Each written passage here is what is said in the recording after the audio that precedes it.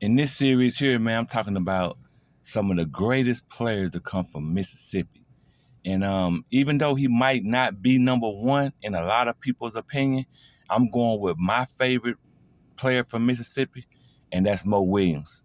I got a chance to go to high school with Mo when he was a younger kid, and I got a chance to see him grow and develop. And the first day I seen him, I didn't know he was had pro material, but I knew that he played hard and he was smarter than all the rest of us. And I knew that he had a lot of potential.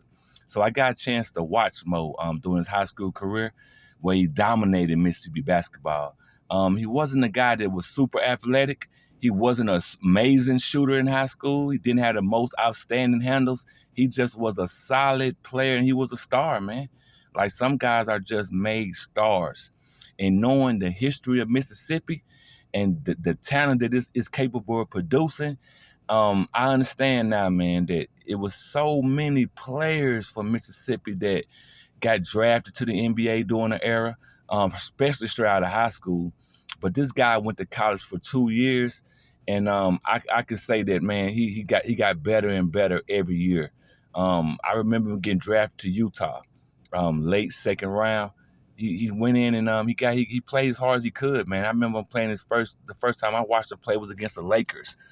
He had an outstanding game, and he ended up getting paid by Utah, getting paid like a $50-some million contract that was awesome, unheard of by a player from our state and our town at that time. And he had a great career in Utah, where he ended up getting traded to the Cavaliers, where he was the second leading scorer on the best team in the NBA. And I remember a lot of years they was crying about that that LeBron didn't have help, but he had help. And Mo Williams was one of the pieces that helped him gain the best record in the NBA 2 years in a row. Then he got traded to the Clippers, where he came off the bench behind Chris Paul and was sixth man of the year, in my humble opinion. And Portland, he was sixth man of the year behind Damian Lillard. He ended up going to the Utah after the Clippers, and he started for the Utah Jazz before he got hurt. They was in playoff contention. He's a solid point guard. Look at this. Like, I know I'm talking over this, but I want you to go back and just pay attention to this. This is a 50-point game, and this is a clinic. This is a clinic on basketball, man. Nothing fancy. Just getting to his spot. He was older now. He was coaching. So I believe that when he started coaching the kids at Mo Williams Academy, his game slowed down, because when you start coaching, you have to relay messages. You understand the game a little different.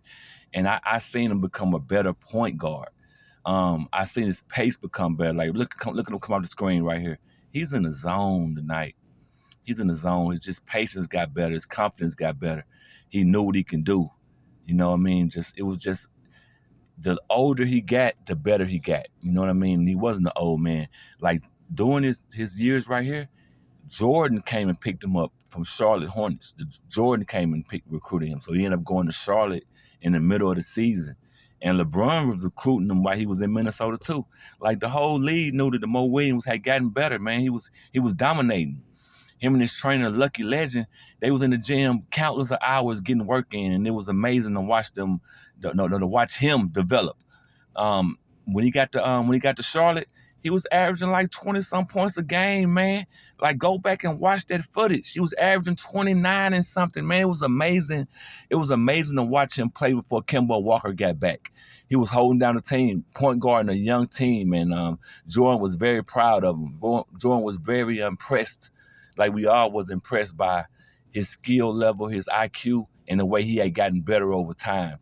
And when he so after he left Charlotte, he signed a deal to go back home and play with LeBron James, where he was able to win an NBA championship. Before Kyrie was hurt, before Kyrie came back, Mo was averaging 19 points a game. Like, go back and look at the footage. Like, he was a solid pickup. He was averaging 19 points a game. And then, I guess the politics got involved and they started playing Dellavedova over him. But he still got his ring. And he retired after winning his ring. But Mo was a solid player that, he was an underrated defender. He was a great shooter, an underrated passer, in the beginning of this year, but towards the later part of this year, I know the coaches and NBA scouts and all the people around the league, they respected Mo for his playmaking. And he was a great locker room guy. Like, I know personally that he took Damian Lillard under his wing, Blake Griffin under his wing, took them to train with his trainer during the summertime. Zach LaVine was another guy that he worked with. He was a great locker room guy, and he was great at building the young guys up.